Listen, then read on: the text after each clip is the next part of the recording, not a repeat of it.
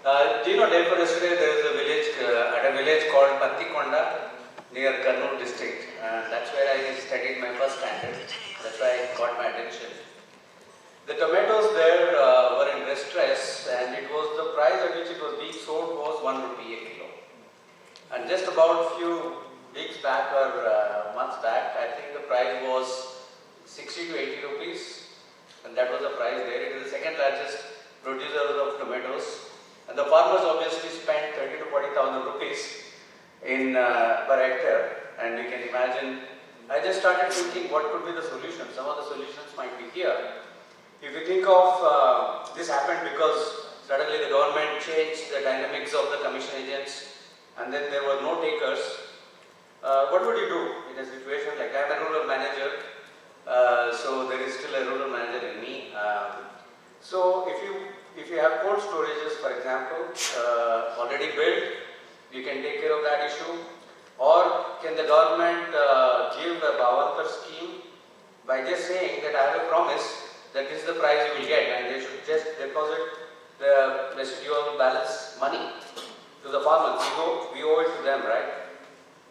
So when I look at this kind of an issue bloated into a big issue, I think Indian agriculture has done miracles. We are biggest in dairy, biggest in rice, wheat, edible oil, what I handle.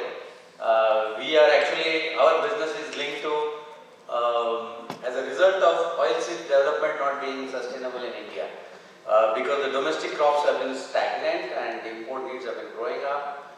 So we import a lot of oil, about 150 lakh tons. It's a 1 lakh crore industry. So we process, we are very, very import dependent. Whenever we looked at improving the yields and productivity, that is the context in which I would draw some examples and explain this problem. CSA, if it is a managing agribusiness in a understanding all the interlinkages, but that is where the complexity starts. I think the linkages are too many. Just as in the palm oil example, if you stop deforestation, there are obviously millions of workers, farmers who are involved in that. So it has to be always a balance between all these issues. So major issue is the productivity, CSA for improving the productivity.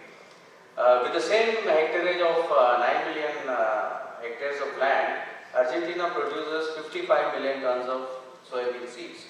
We produce 10 million tons, which has dwindled now this year because of the climatic conditions. You had a very strange climate this year, right? You had within a week rain and winter and summer all together. So extremely difficult to handle this kind of a situation. And because initially in this monsoon itself, there was a drought and there is a delayed sowing of all these oil seeds and things like that. And then suddenly there was an excessive monsoon. How do you handle this?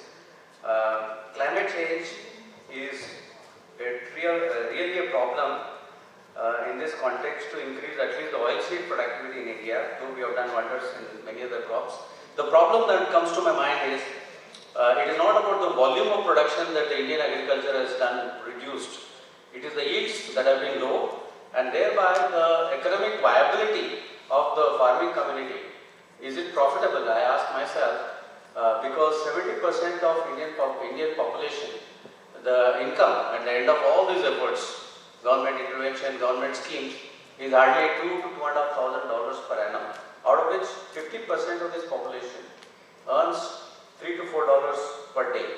So, in the last 10-15 years, much more massive effort is required in this direction, and I don't believe that it is like taking all stakeholders together. I think we are in India at least in a situation where you have to keep the farmer in the front of the economic activity, and rest all should support everything.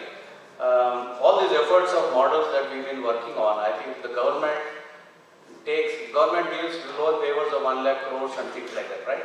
A lot of money that can be brought into to protect the productivity and the yields. In terms of where to invest, value chain analysis, obviously I am happy to see one value chain expert here. It exposes the strategic and operational misalignment and misallocations of resources. Extremely important to improve the metrics in agriculture. If you bridge the gap between farm gate and the consumer price, you got about $25 billion there. If you got microcredit and better supply chain and land data, you got $50 to $65 billion available to you. If you do the price risk management along with NCDX efforts to take the risk management to the farmland, you can easily increase 15% of the value that a farmer or a producer gets. If you got the soil data and the fertilizers right, you can increase 15% more value addition.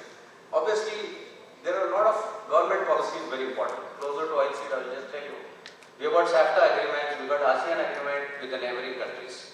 Import duties in edible oil seeds as 45% to protect the farmers, but the SAFTA, Nepalese, Bengal, Bangladesh can send their finished goods at zero duty. So this creates a massive distortion. So it has to be an integrated, comprehensive approach, at least for the oilseeds growth in India. You got a real problem. That's why these forums are very important. You got 70% of population, which is 14% of GDP, and economic. This one, we got various models. Like in Africa, I'm very happy to see Olam experiment. You got the Argentine model, you got the Malaysian model, you got the Indonesian model, you got the African and Vietnam model doing a lot of things. I think what we need to design is that for our small land holding, what is the Indian model of growth, and that is by putting climate and water resources in the forefront of this. Water is extremely alarming situation.